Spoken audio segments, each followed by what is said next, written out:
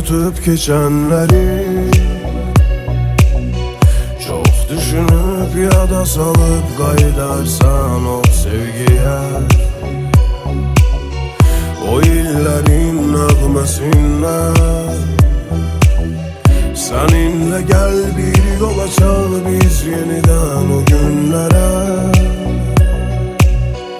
Bir gün ötüp geçenleri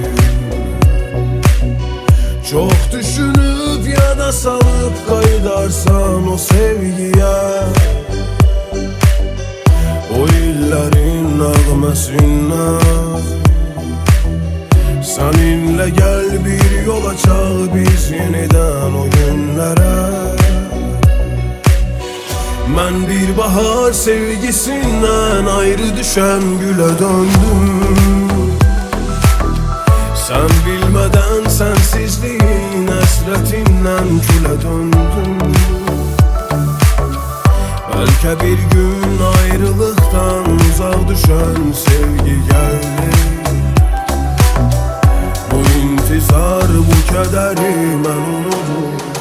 Sana dönüp geri, indi mən qapındayım. Əlimdə ümidlərim var, inan ki tapılmayım. Sen benim hayatımın üzerini tapdaladın utanmadan. Yaranın üzerinde nece rahat yatar adam. Gözümü kuruduram ağlamağın əvəzinə. Səni deyil sənə görə mən özümü unuduram. Gətirib xəyalımda onu bura. Ölümlə burun buruna dayanıp yol oluram. Unuduram səni daha, yüreğim qara değil. Bu gece düşündüğüm qədər inan qara değil. Dünyanın təlləsinə bil ölümə tələsirəm. Mən hər şeyin əvəzinə unuduram ona değil.